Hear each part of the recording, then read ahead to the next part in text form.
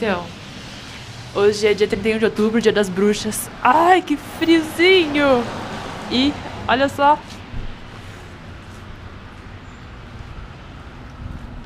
Primeira neve. Ó.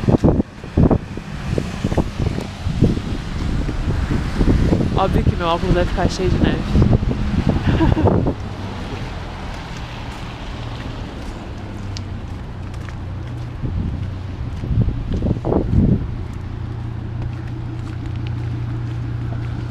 Pelo que eu vi no termômetro agora há pouco, a sensação tá de -6. Mas sinceramente eu já peguei mais frio aqui, já teve dias que tava mais gelado do que tá agora.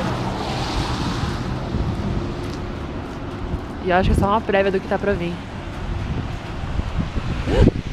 Muito cuidado pra caminhar porque escorrega. Muito. Olha só.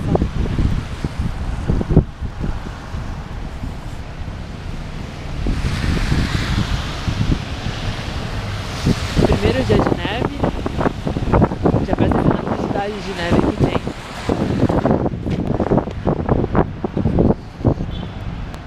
O pessoal tava falando que demorou bastante pra nevar. A jogar pela quantidade que já nevou hoje, dá pra imaginar o que vem pela frente.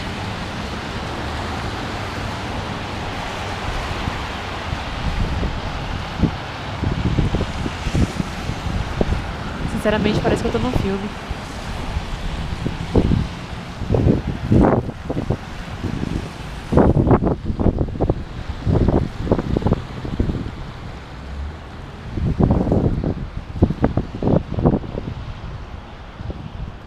Barulho. Dá pra não cair.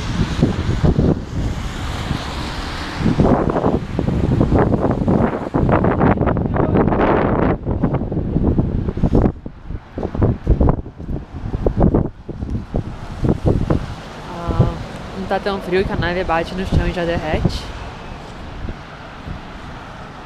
Mas acumulou uma boa quantidade durante a noite.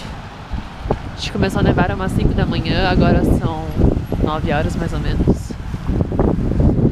E agora eu vou estar aqui no ponto esperando o ônibus para ir pro college. Tchau!